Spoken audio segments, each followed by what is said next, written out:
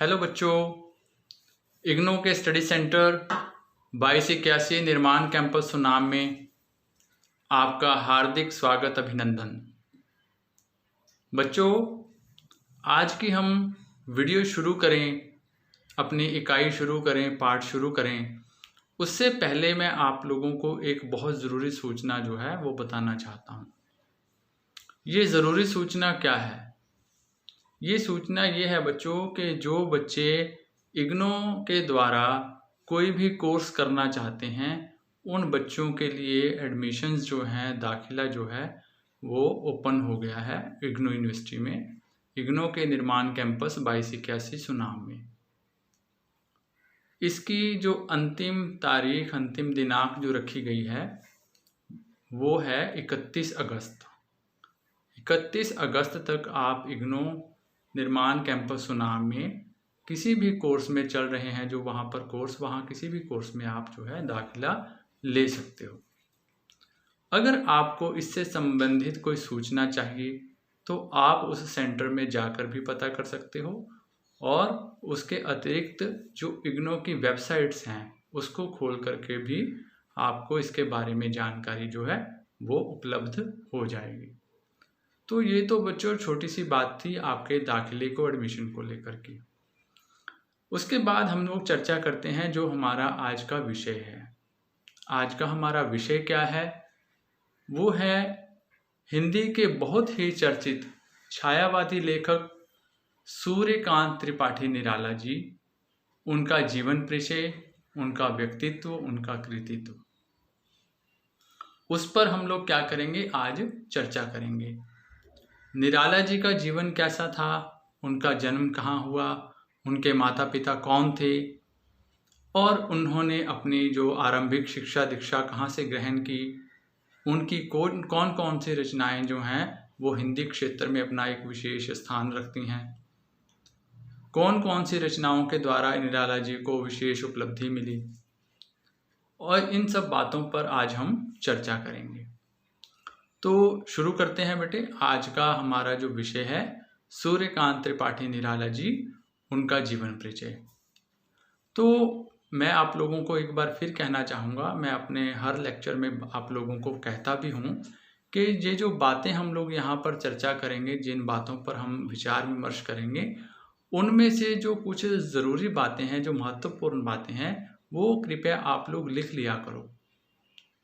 लिखने से आपको एक तो आपके बहुत अच्छे नोट्स बन जाएंगे, और दूसरा ये भी है कि लिखने से आपको वो चीज़ जो है वो जल्दी याद भी हो जाएगी, और एक याद रहता है, बच्चे को लिखा हुआ याद रहता है। तो शुरू करता हूँ उनका जीवन परिचय। सूर्यकांत त्रिपाठी निराला जी हैं, जो उनका जन्म जो है वो बंगाल के महिषादल राज्य के अंतर्गत मेदिनीपुर जनपद में 1896 ईस्वी में हुआ था। इनके जो पूर्वज थे वो उत्तर प्रदेश के उन्नाव जनपद के गढ़कोला गांव के निवासी थे, जो खेती बाड़ी का क्या करते थे, कार्य करते थे। इनके पिता पंडित राम सहाय त्रिपाठी महिषादल राज्य में नौकरी प्राप्त कर स्थायी रूप से वहीं बस गए थे। तो पिता का नाम क्या है? राम सहाय त्रिपाठी। किनके पिता? सूर्यकांत त्रिपाठी निराला जी के पिता। निराला जी का माता पिता द्वारा दिया गया नाम जो वो क्या था? सूर्य कुमार था, जिसे काव्य क्षेत्र में पदार्पण के बाद इन्होंने सूर्यकांत के रूप में बदल दिया। तो अर्थात जो इनका माता पिता ने इनका नाम रखा था वो क्या नाम रखा था? सूर्य कुमार। ठीक है। तो अपने निरालेपन को दिखाने के लिए इन्होंने निराला उपनाम को भी अपने नाम के साथ जोड़ दिया। 3 वर्ष की जो अल्प आयु थी, उसी में ही इनकी माता जो थी उनका स्वर्गवास हो गया था, निधन हो गया था, और निराला जी जो थे वो मातृ स्नेह से वंचित हो गए थे। ठीक है। पिता की डांट फटकार और मारपीट ने इन्हें बचपन से ही चिड़चिड़ा, अक्खड़ और एक जिद्दी स्वभाव का बना दिया था। अब माता तो रही नहीं थे, और पिता जो ही थे, पिता ने ही इनका पालन पोषण किया, और पिता की डांट फटकार के कारण इनका स्वभाव जो था वो चिड़चिड़ा हो गया था। निराला जी की आरंभिक शिक्षा बंगला में हुई, लेकिन 9वीं कक्षा के बाद पारिवारिक परिस्थितियों के कारण इन्होंने नियमित शिक्षा से इनको क्या होना पड़ा, वंचित होना पड़ा। और इन्होंने क्या किया, स्वाध्याय के बल पर ही इन्होंने बंगला, अंग्रेजी और संस्कृत भाषा साहित्य का समुचित ज्ञान प्राप्त किया। ठीक है, स्वाध्याय क्या होता है कि खुद पढ़ना, खुद अपने बल पर खुद पढ़ना, खुद सीखना। ठीक है, तो बेटे जो इनकी निराला जी का, जैसे मैंने आपको शुरू में बताया कि इनको छायावादी कवि माना जाता है। निराला जी ने जो एक पत्रिका, सरस्वती पत्रिका में भी अपनी जो रचनाएं थी वो इन्होंने प्रकाशित होने के लिए भेजी थी, जिन्हें पहले पहले जो है पत्रिका में स्थान नहीं दिया गया था, परंतु बाद में उसी पत्रिका में इनकी जो रचनाएं हैं वो बहुत अच्छे ढंग से छपती रही। निराला के स्वभाव की विचित्रता ने उन्हें एक निराला व्यक्तित्व प्रदान किया था। अब स्वभाव ऐसा था तो निराला व्यक्तित्व जो है वो अपने आप हो गया। करुणा और क्रोध, आत्मसम्मान और विनम्रता, कठोरता और अतिशय कोमलता, अक्खड़पन और सहजता, ये सब क्या है, आदि विरोधी प्रवृत्तियों के संयोग से उनका अत्यंत जीवन जो है वो आकर्षक व्यक्तित्व जो है उनका निर्मित हुआ था। अर्थात ये जो मैंने पहले बातें बोली, करुणा और क्रोध, उनमें करुणा भी थी और क्रोध भी था, आत्मसम्मान और विनम्रता भी थी, वो कठोर भी थे और अतिशय कोमल भी थे। ठीक है, तो ये उनके स्वभाव की, उनके व्यक्तित्व की कुछ विशेषताएं थी जो उनको दूसरों से अलग बनाती थी, और इसीलिए उनको क्या कहा जाता था, निराला। स्वस्थ सुंदर, स्वस्थ सुंदर, रोबीला, रोबीला जहाँ मतलब चेहरे पर एक रोब हो, रोबीला, विशालकाय शरीर, उन्नत ललाट और गर्विला चेहरा, बुलंद आवाज आदि बरबस लोगों का ध्यान जो है अपनी ओर आकृष्ट कर लेता था। तो उनका जो शरीर था, उनकी जो शारीरिक बनावट थी वो भी ऐसी थी कि लोगों का ध्यान जो है वो अपने आप उनकी तरफ हो जाता था।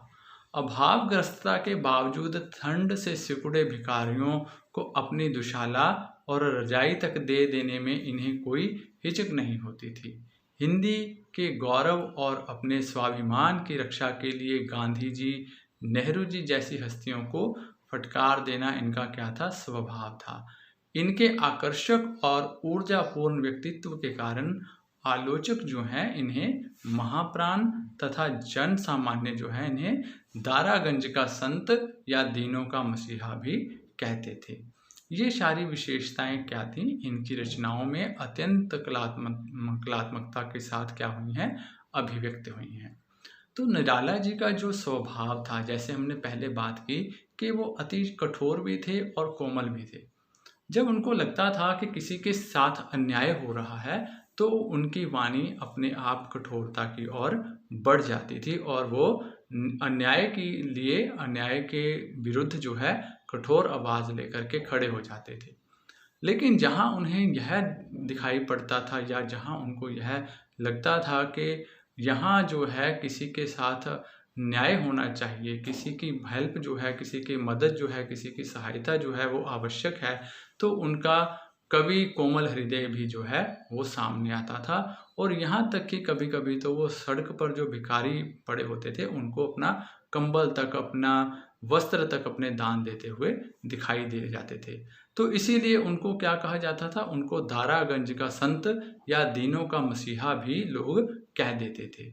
तो ये जो सब बातें हैं, अक्खड़ता, उनके हृदय की कोमलता, है ना, और उनका करुणामय स्वभाव, उनका क्रोधमय स्वभाव, आत्मसम्मान, विनम्रता, तो ये सब बातें जो हैं ये केवल उनके जीवन तक सीमित नहीं रहीं, ये बातें उनके काव्य में, उनकी कविताओं में भी हम लोगों को स्पष्ट दिखाई देती हैं। अब जैसे एक उदाहरण मैं आपको बोलूं, उनकी एक कविता है मैं अकेला। अब मैं अकेला जो कविता है उसमें कवि हम लोगों को क्या बताना चाहता है, क्या सिखाना चाहता है, वो ये बताना चाहता है कि जीवन जो है वो एक चलती नाव है, एक चलती गाड़ी है, चलने का ही नाम जीवन है। मैं अकेला देखता हूँ आ रही मेरे जीवन की सांध्य बेला। अर्थात कवि क्या कहता है कि मुझे पता है, मानव को पता है कि मेरा जीवन जो है, मृत्यु जो है वो आपको पता है कि अटल सच्चाई है, वो एक ना एक दिन मृत्यु जो है वो सबको आनी है।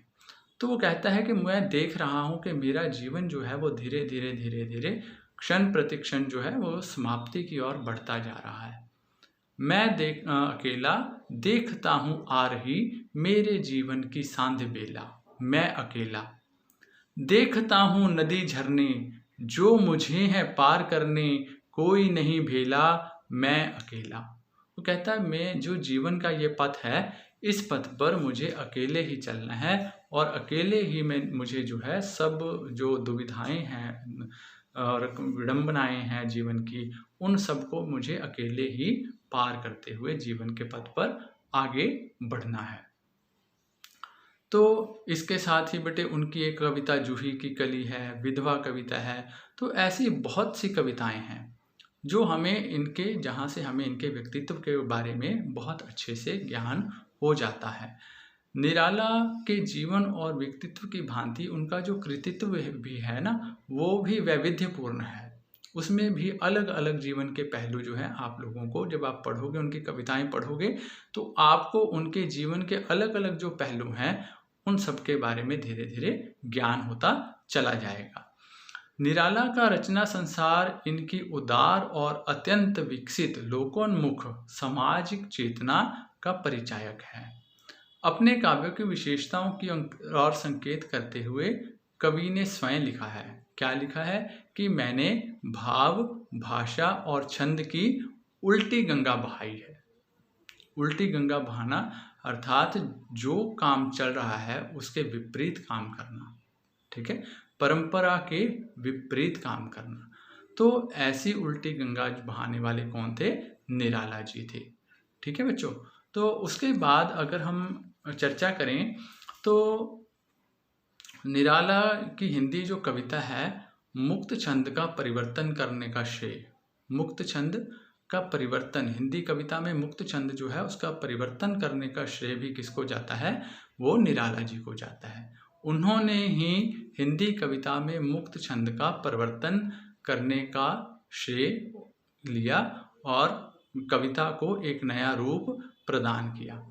भाषा के साथ ही छंद विधान में भी निराला ने अपने निरालेपन का पूर्ण परिचय दिया। निराला अत्यंत संगीत प्रेमी व्यक्ति रहे हैं। अपने मुक्त छंदों में इन्होंने गेयता और संगीतात्मकता की पूर्ण रूप से रक्षा की है। इनकी गीतिका राग रागनियों पर आधारित गीति काव्य है। भारत के शास्त्रीय संगीत से अलग एक नई संगीत पद्धति की अनिवार्यता को गीतिका के माध्यम से कवि ने क्या किया है? रेखांकित किया है। और इनकी जो कविताएं हैं, राम की शक्ति पूजा, सरोज समृद्धि, ऐसी कविताओं में अनेक महत्वपूर्ण कविताओं की रचना इन्होंने परंपरागत छंदों में भी की है। और जब हम इनकी कविता पढ़ते हैं, राम की शक्ति पूजा के प्रथम पृष्ठ पर देखें तो कॉमा, हाइफन, डैश, समालोचकों आदि के माध्यम से आरंभ से अंत तक एक ही वाक्य का इन्होंने प्रयोग किया है और अंत में जाकर पूर्ण विराम आता है। ठीक है। तो जब आप कविता पढ़ोगे, आप कविता को देखोगे, तब आपको इन बातों के बारे में मालूम होगा। फिर अब अगर आप कविता पढ़ने के साथ साथ या कविता पढ़ने के बाद इस वीडियो को दोबारा सुनते हो तो आपको ये बातें जो हैं वो सरलता से समझ आ जाएंगी कि मुक्त छंद क्या है। ठीक है। और कविता में कहाँ कहाँ कवि ने कैसे कैसे मुक्त छंद का प्रयोग जो है वो किया है। तो उसके बाद बेटे बातें करते हैं थोड़ी सी उन चीज़ों पर कि जो इनका काव्य संग्रह है, इनके कहानी संग्रह हैं, इनके निबंध संग्रह हैं, इनके रेखा चित्र हैं, आलोचना है, नाटक है, तो वो कौन कौन से हैं, उनके नाम क्या हैं। तो आप लोग अपना कॉपी पेंसिल जो आपकी वो तैयार रखो। इनके काव्य और इनके उपन्यास और इनके कहानी संग्रह, नाटक इत्यादि के बारे में मैं आप लोगों को बताने वाला हूँ।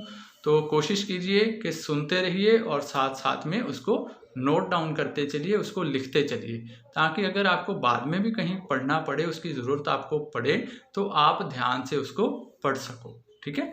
तो इनके जो काव्य हैं उनमें से मैं कुछ के नाम जो अति महत्वपूर्ण है, सबके वैसे तो सारे महत्वपूर्ण हैं, लेकिन जो कुछ अति महत्वपूर्ण हैं उनके नाम मैं आप लोगों को लिखवा देता हूँ। तो काव्य में इनका अनामिका, परिमल, गीतिका, तुलसीदास, कुकुरमुक्ता, अनिमा, बेला, नए पत्ते, अर्चना, आराधना तथा गीत कुंज जो है उसका नाम लिया जा सकता है। एक बार फिर बोल देता हूँ बेटे, ध्यान से सुन लेना। काव्य जो है इसका उसमें क्या क्या आता है? अनामिका, परिमल, गीतिका, तुलसीदास, कुकुरमुक्ता, अनिमा, बेला, नए पत्ते, अर्चना, आराधना और गीत कुंज। ठीक है, तो उसके बाद ये तो इनके हो गई काव्य। ठीक है, उसके बाद बेटे इन्होंने कुछ उपन्यासों की रचना भी की है। तो इनके उपन्यास जो हैं वो कौन कौन से हैं, किस किस रचना को हम उपन्यास की कोटि में रख सकते हैं, उसके नाम आप लिख लो। पहला अप्सरा, अलका, प्रभावती, निरूपमा, उच्च श्रृंखल, चोटी की पकड़ तथा काले कारनामे। एक बार फिर दोहरा देता हूँ, जो रचनाएं इनकी उपन्यास कोटि में रखी गई हैं, उपन्यास साहित्य इनका कौन कौन सा है उसके नाम दोहरा रहा हूँ बेटे। पहला लिखिए अप्सरा, अलका, प्रभावती, निरूपमा, उच्च श्रृंखल, चोटी की पकड़ तथा काले कारनामे। अब इनके कुछ जो प्रमुख कहानी संग्रह हैं उनके नाम लिख लीजिए। चतुरी चमार, सकुल की बीवी तथा लिली सखी। निबंध संग्रह जो हैं चाबुक, प्रबंध पद्य, प्रबंध प्रतिमा तथा प्रबंध परिचय, ये इनके निबंध संग्रह हैं। निबंध संग्रह एक बार फिर दोहरा दूं तो सुन लीजिए। निबंध संग्रह जो है इनके प्रमुख कौन कौन से हैं? चाबुक, प्रबंध पद्य, प्रबंध प्रतिमा तथा प्रबंध परिचय। अब इनके जो दो रेखा चित्र जो हैं बहुत चर्चित रहे हैं रेखा चित्र, बिल्ले सुर बकरीहा तथा कुल्ली भाट। बिल्ले सुर बकरीहा तथा कुल्ली भाट, ये क्या है? इनके बहुचर्चित जो हैं रेखा चित्र हैं। उसके बाद बेटे बात करते हैं आलोचना की। आलोचना जो संग्रह हैं इनके वो क्या है? पंत और पल्लव तथा रविंद्र कविता कानन। ठीक है, आलोचना संग्रह कौन कौन से हैं? पंत और पल्लव तथा रविंद्र कविता कानन। इनका एक नाटक भी है शकुंतला। ठीक है, और जीवनी में राणा प्रताप, प्रहलाद, भीम तथा ध्रुव, ये क्या है? इनके इनके जीवनी संग्रह हैं। ठीक है, नाटक बच्चे पूछ रहे हैं कौन सा है, तो नाटक का नाम बेटे फिर लिख लो। नाटक है शकुंतला। ठीक है, और जीवनी संग्रह में कौन कौन सी रचनाएं आती हैं? राणा प्रताप, प्रहलाद, भीम तथा ध्रुव। ठीक है, तो ये रचनाएं बच्चों आती हैं जीवनी में। नाटक है शकुंतला, आलोचना है पंत और पल्लव तथा रविंद्र कविता कानन। ठीक है, और उपन्यास और काव्य और कहानी संग्रह में आपको पहले लिखवा चुका हूँ। तो इसके बाद बेटे हम लोग बात करते हैं जो इनकी एक कविता मैं चाहूँगा आप लोगों को थोड़ी सी पढ़ के सुनाना।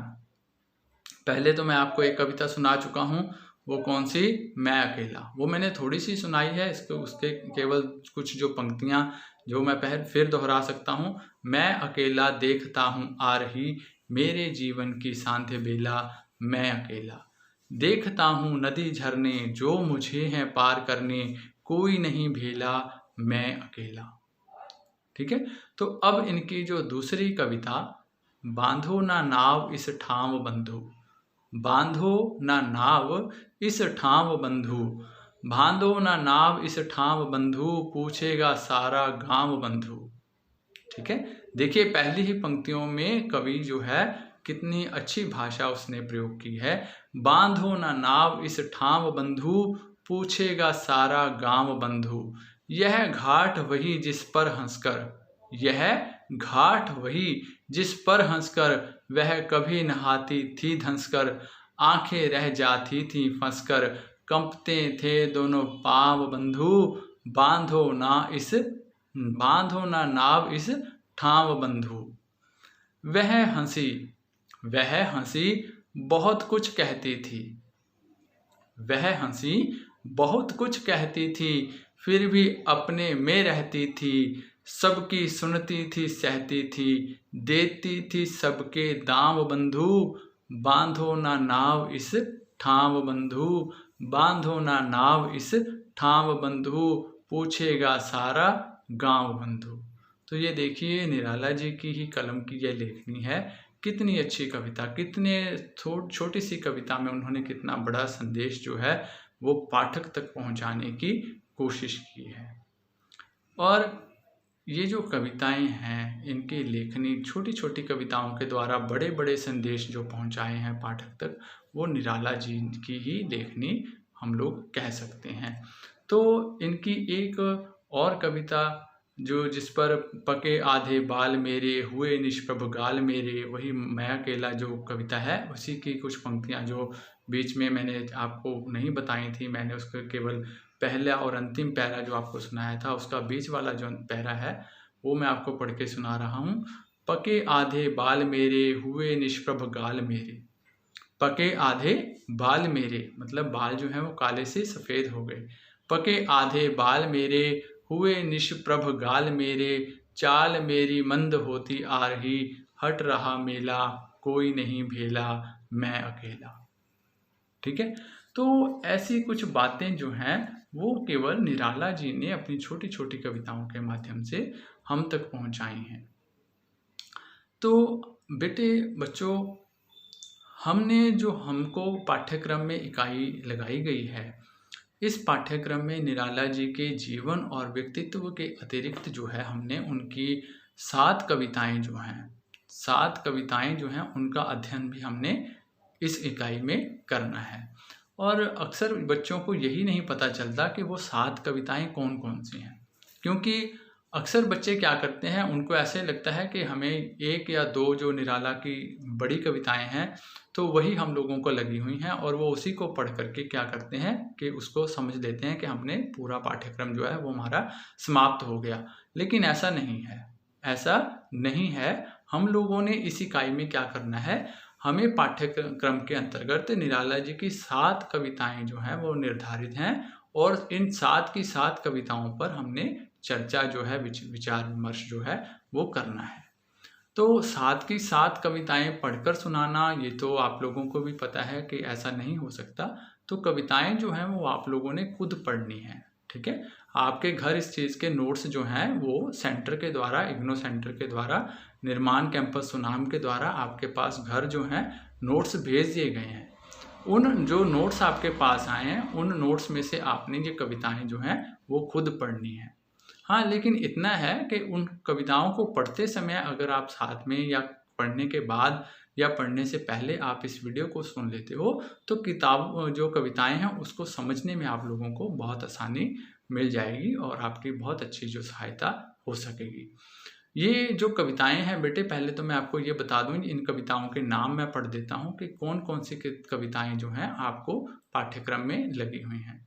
तो सबसे पहले है जूही की कली। ठीक है, सबसे पहली कविता जिस पर हमने विचार विमर्श करना है कौन सी है, जूही की कली। ठीक है, ये कविता आपको पाठ्यक्रम में निर्धारित है। और दूसरी जागो फिर एक बार, जागो फिर एक बार। तीसरी कविता बादल राग 6, तीसरी कविता बादल राग 6। उसके बाद चौथी कविता हमने निराला जी की कौन सी पढ़नी है, राम की शक्ति पूजा।